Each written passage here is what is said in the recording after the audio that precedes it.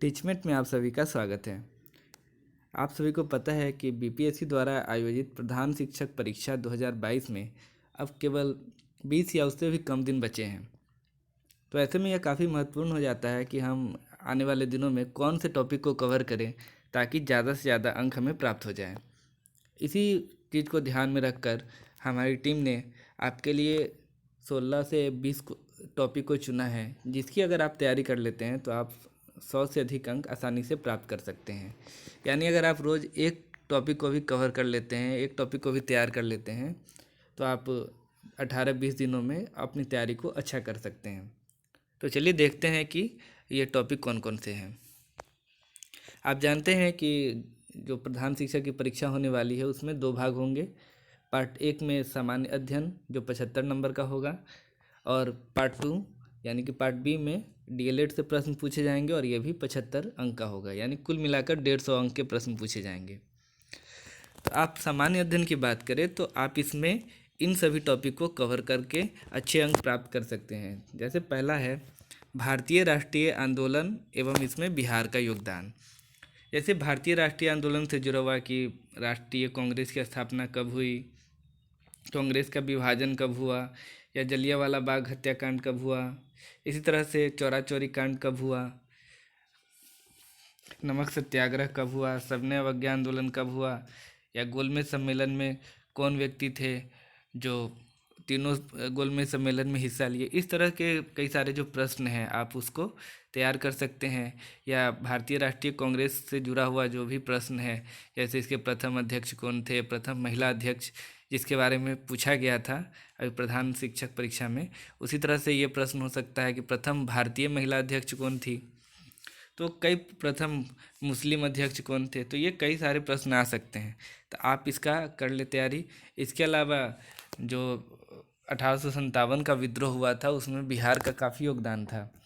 तो इसमें बिहार का कौन कौन लोग शामिल थे, जैसे आरा से बाबू कुंवर सिंह ने उसका नेतृत्व किया था, और देश के अन्य भागों से भी बहुत सारे लोगों ने इसमें किया था। तो आप उन सभी चीज़ों को ध्यान में रखें।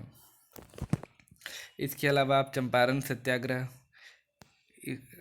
इन सभी चीज़ों को, असहयोग आंदोलन, इसके बारे में आप अच्छे से पढ़ लें। दूसरा जो हमारा मेन पॉइंट है वो है प्रमुख राजवंश और उसके संस्थापक। यानी कि आप भारतीय इतिहास के जो भी प्रमुख राजवंश रहे हैं उस सबके संस्थापक के बारे में आप याद कर लें कि इस वंश के संस्थापक ये हैं। और मुग़ल के बारे में आप खास करके विशेष तौर पे पढ़ लें, क्योंकि बिहार जो है वो मुग़ल काल में काफ़ी जुड़ा हुआ है भारतीय इतिहास, और बिहार भी उससे काफ़ी संबंधित है। तो आप मुग़ल कालीन भारत का इतिहास खास करके ज़रूर पढ़ लें। जो हमारा चौथा पॉइंट है वो है मौलिक अधिकार, यानी कि राज्य व्यवस्था से जुड़ा हुआ है। मौलिक अधिकार, संविधान की प्रस्तावना, संविधान की जो अनुसूचियां हैं और पंचायती राज व्यवस्था है, इन सबको आप ज़रूर देख लें। मौलिक अधिकार के बारे में आप अच्छे से पढ़ लें, किस किस अनुच्छेद में किस बात की चर्चा की गई है, आप इसे देख लें। संविधान की प्रस्तावना में जो शब्द हैं उसका क्या अर्थ निकलता है, आप इसे भी देख लें। और संविधान की जो भी अनुसूचियां हैं उन सब में देख लें कि पहले अनुसूची में क्या कहा गया है, दूसरे अनुसूची में क्या कहा गया है, दल बदल के बारे में किस अनुसूची में बताया गया है। तो आप इस तरह से आप देख सकते हैं कि किस अनुसूची में किन बातों को रखा गया है, इसे आप याद कर लें। और पंचायती राज व्यवस्था केंद्र में कैसी है, यानी केंद्र के स्तर से किस तरह से और बिहार में यह कैसे लागू है, इन सब चीज़ों को आप ध्यान में रख करके इसे पढ़ें। हमारा पांचवा जो टॉपिक है वो है अर्थव्यवस्था से जुड़ा हुआ। इसमें आप पंचवर्षीय योजनाओं के बारे में पढ़ लें, नीति आयोग के बारे में पढ़ लें, और इस बार जो बिहार का बजट रहा है आप उससे जुड़ा हुआ जो मेन पॉइंट आपको लगे आप उसको देख लें कि हाँ इन सब चीज़ों को, उसमें आंकड़े भी हो सकते हैं और कुछ योजनाएं भी हो सकती है, आप उनको ध्यान रखें। इसके अलावा आप भारतीय कृषि प्रणाली, जैसे कि निर्वाह कृषि, गहन कृषि, झूम कृषि, वेदिका कृषि, इन सब के बारे में पढ़ें कि ये क्या होते हैं और कहाँ पर अपनाए जाते हैं। हमारा सातवां पॉइंट है कि बिहार की प्रमुख नदियाँ। आप बिहार में जो भी प्रमुख नदियाँ हैं वो कहाँ से निकलती हैं, उसके स्रोत क्या हैं, वो सब आप देख लें। और अंत में भी अभी जो करेंट राष्ट्रीय स्तर पे जो भी सामान्य ज्ञान यानी कि जो सामान्य बातें हैं जो राष्ट्रीय स्तर पे अभी मुद्दा है, आप उन सबको जैसे ओलंपिक जो खेल हुए थे अभी उसके बारे में, उससे रिलेटेड आप क्वेश्चन देख लें। और ऑस्कर अवार्ड से जुड़े हुए आप देख सकते हैं क्वेश्चंस, और नोबेल प्राइज को आप ध्यान में रख सकते हैं। तो अगर आप इतने चीज़ों को कवर कर लेते हैं तो सामान्य अध्ययन में आप काफ़ी अच्छा अंक प्राप्त कर सकते हैं। तो आप रोज़ प्रैक्टिस करें कि हम एक टॉपिक को एक दिन में कवर कर लेंगे। जैसे आज अगर आपने शुरुआत किया तो आप राष्ट्रीय आंदोलन से इसकी शुरुआत करें और उसके एक नोट्स बनाते चले साथ में, और एक दिन में उसको कवर कर लें। आपको इसमें ज़्यादा समय नहीं लगेगा, 2 से 3 घंटे का अगर आप समय दे देंगे तो आपका एक टॉपिक कंप्लीट हो जाएगा, और उसका नोट्स रहने से आप फिर लास्ट टाइम में उसका रिवीजन भी कर सकते हैं। चलिए अब देखते हैं कि हमारे वीडियो ये जो दूसरा पार्ट है उसमें हमें किन किन चीज़ों को करना पड़ेगा।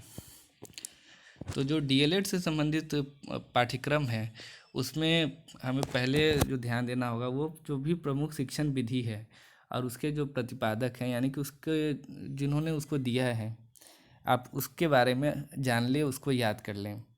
जैसे अगर आपको प्रश्न पूछा जाए कि संरचनावाद का सिद्धांत किसने दिया, तो आपको पता होना चाहिए कि हाँ उसके जो है प्रतिपादक वो वुंट थे।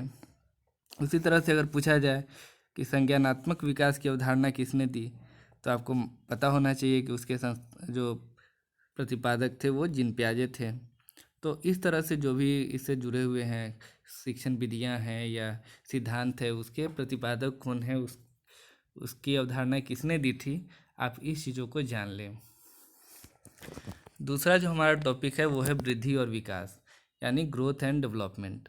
ग्रोथ और डेवलपमेंट से जुड़ा हुआ क्वेश्चन ज़रूर आता है एग्जाम में, तो आप ये पढ़ ले, ये अच्छे से समझ ले कि वृद्धि क्या होता है, ये गुणात्मक है या परिमाणात्मक है। तो आप इन सब चीज़ों को समझ ले कि वृद्धि केवल क्वांटिटी से जुड़ा हुआ होता है जबकि विकास क्वांटिटी और क्वालिटी दोनों से जुड़ा हुआ होता है।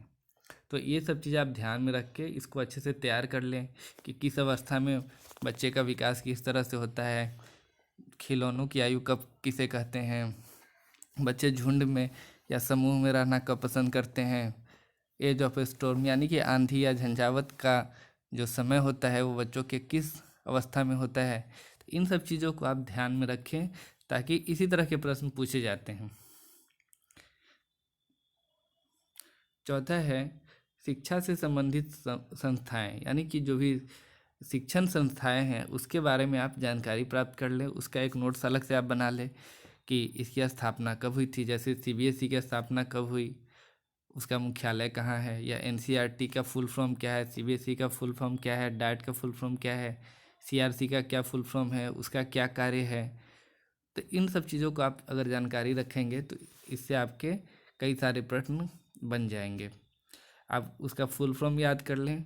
उसके बाद अगर उसकी स्थापना आप दिया हो तो आप उसके बारे में कर लें कि उसको कब स्थापित किया गया है, और उसके प्रमुख कार्य यानी कम से कम 1-2 मेन कार्य जो है उसको आप वो याद कर लें।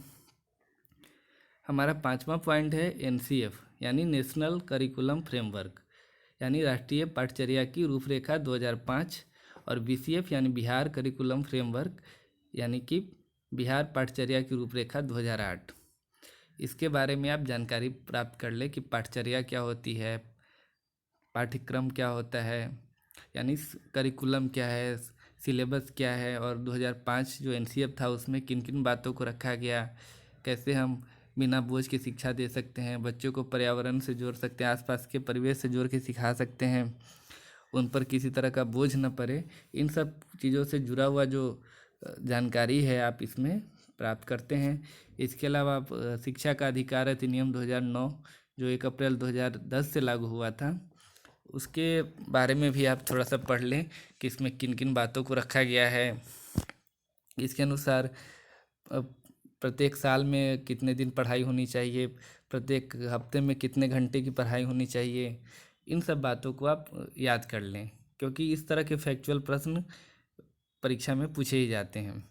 इसके अलावा भी हाल ही में नई शिक्षा नीति लागू हुई है तो आप उससे भी आप पढ़ लें कि ये 4+3+3+ ये जो फार्मूला नया आया है आप उसके बारे में जान लें कि ये क्या चीज़ है, या 10+2 का जो पहले था वो क्या था। तो इस तरह का नई शिक्षा नीति में जो भी बातें आई हैं आप उन सब चीज़ों को ध्यान रखें कि 5+3+3+4, इसमें 5 का क्या मतलब है, 3 का क्या मतलब है, फिर 3+3 का क्या है और 4 का क्या मतलब है। तो इस तरह से अगर आप इन सब चीज़ों को समझ के आप पढ़ेंगे, नोट्स बना लेंगे, तो आप आसानी से इसमें अच्छे नंबर ला सकते हैं। हमारा अगला टॉपिक है आकलन एवं मूल्यांकन, यानी कि असेसमेंट एंड इवेल्युएशन, और CC continuous and comprehensive evaluation, सतत एवं व्यापक मूल्यांकन। आपको आकलन के बारे में भी जानकारी होना चाहिए कि हम बच्चों का आकलन क्यों करते हैं, किस प्रकार से हम आकलन कर सकते हैं, इसका कौन कौन सा तरीका है, सीखने का आकलन कैसे करते हैं, सीखने के लिए आकलन कैसे करते हैं, सीखने के साथ आकलन कैसे करते हैं, और सतत एवं व्यापक मूल्यांकन क्या है, एफ ए यानी कि फॉर्मेटिव असेसमेंट कैसे होता है, सुमेटिव असेसमेंट कैसे होता है, क्यों करते हैं। तो इन सब चीज़ों को आप समझते हुए उसको एक दिन में एक टॉपिक को कंप्लीट करें। हमारा 7वां टॉपिक है समावेशी शिक्षा और जेंडर संवेदनशीलता।